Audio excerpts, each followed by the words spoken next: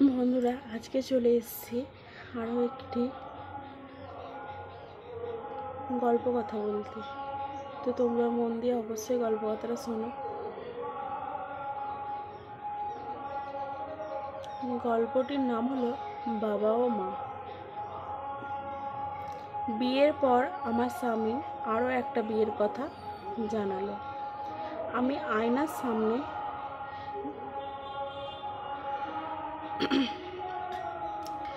যেহেতু আমি গল্পটা পাঠ করব, তাই আমি দেখেই বলবো, এখানে না দেখে বলার কোনো প্রশ্নই নেই।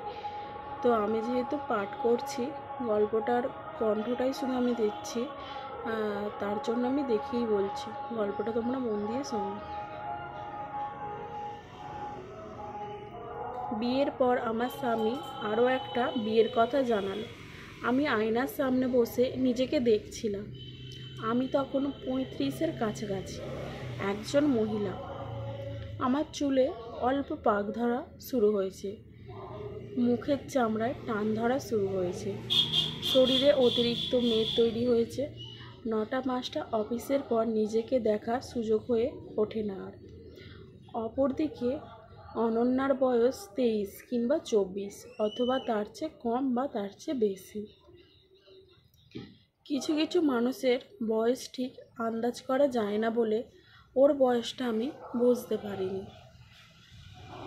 আমার মেয়ে নেহার জন্মদিনে প্রথম দেখলাম মেয়েটা সুন্দরী। আমার স্বামীর অফিসের নতুন কলিগ, বেশ ভাব তাদের। সুন্দরী মেয়েদের সাথে সব পুরুষের সখ্যতা থাকাটা স্বাভাবিক। আমি ওসবে নজর না দিলেও অন্যরা কথাটা আমার কানে দিয়েছিল। আমার মা এসে বলল, জামাইয়ের মতিগতি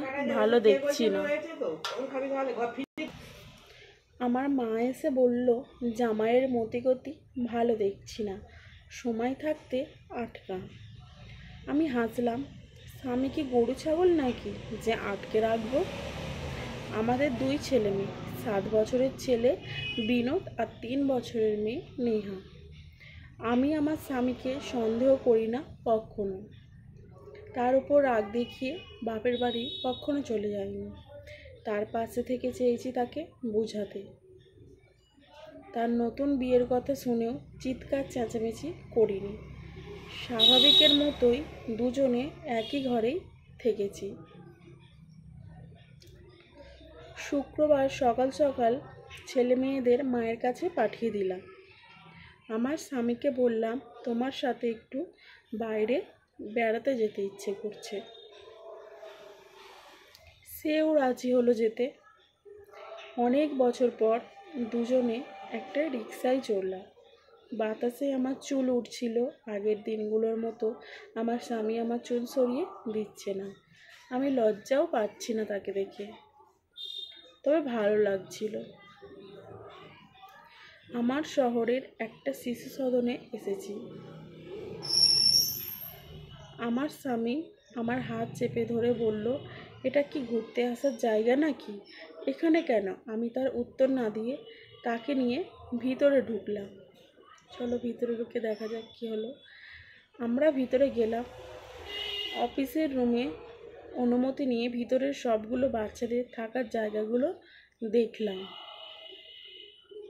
আমার স্বামীকে বললাম, বিনোদ আর নেহার থাকার জন্য আজকেই ব্যবস্থা করে যাব, নাকি পরে একদিন আসবো। তুমি কি পাগল হয়েছ? ওরা এখানে কেন থাকবে? এখানে তো অনাথ বাচ্চারা থাকে। আমাদের ছেলে মেয়েরা কি অনাথ নাকি? তুমি আরেকটা বিয়ে করলে আমি কি বিয়ে না করে বাচ্চাদের নিয়ে থাকবো? আমার বিয়ে হলে আমার স্বামী কিংবা তোমার বউ নিশ্চয়ই আমাদের বাচ্চাদের দেখবে না? তাই আগেই ব্যবস্থা করে যাওয়া ভালো। অবশ্যই গল্পটা মন দিয়ে শুনবে, যেহেতু আমি পাঠ করছি।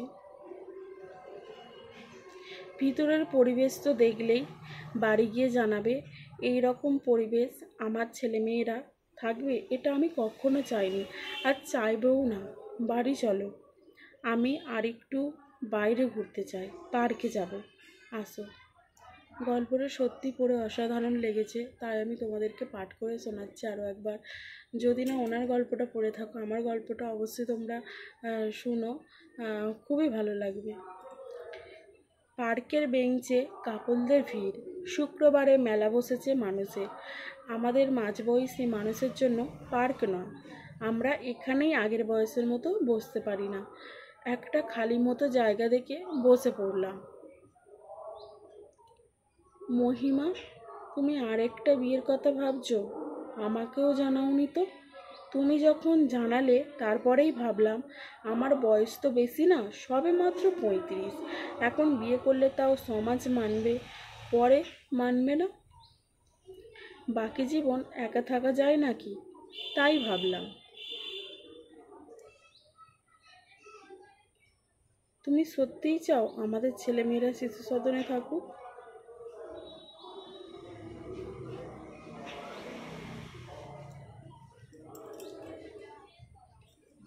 মন দিয়ে শুনছো তো গল্প কথাটা? বন্ধুরা শোনো, ভালো লেগে থাকলে অবশ্যই লাইক করে দিও আর আমাকে অনেক অনেক সাপোর্ট করো।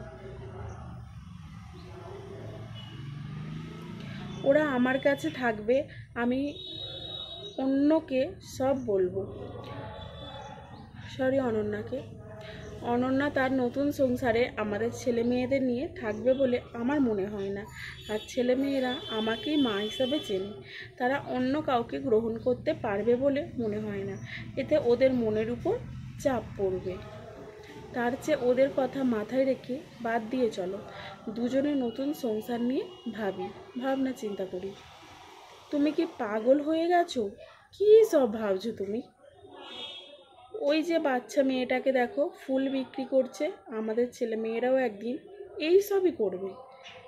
বাবা নতুন বিয়ে করবে, মা নতুন বিয়ে করবে, ওরা এই রাস্তাঘাটে থেকেই মানুষ হবে। বাবা বিয়ে করে আলাদা সংসারে থাকলে মা একা ছেলে মেয়েদের মানুষ করতে পারে?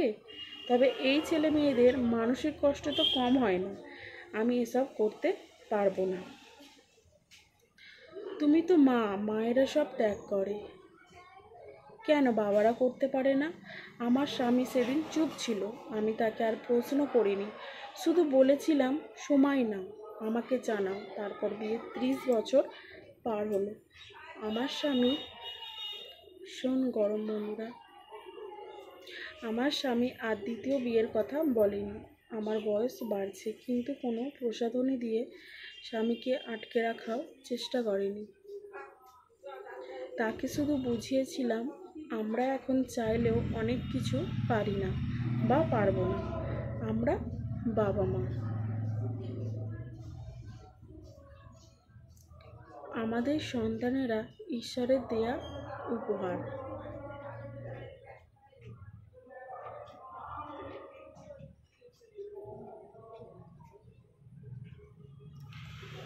গল্প কথাটা কেমন লাগলো অবশ্যই কমেন্ট করে জানিও। এই গরমের মধ্যে তোমাদেরকে এই গল্প কথাটি পাঠ করে শোনালাম। যদি ভালো লাগে, আরও যদি অন্যভাবে দেখতে চাও, তো তোমরা সেটা অবশ্যই কমেন্ট করে জানিও। আর গল্পের মধ্যে যেগুলো ভুল ধরা পড়লো সেটাও কিন্তু জানাতে ভুলো না, আমি কিন্তু পরের বার শুধরে নেবো এই ভুলগুলো। তো চলো, গল্প কথাটা মন দিয়ে শোনো তোমরা। যদি ভালো লেগে থাকে অবশ্যই বন্ধুদেরকে শেয়ার করো। আর ভীষণ গরম পড়েছে, তো চলো এখানেই গল্প কথাটি সমাপ্ত হলো। তোমরা মন দিয়ে শোনো গল্প কথাটি।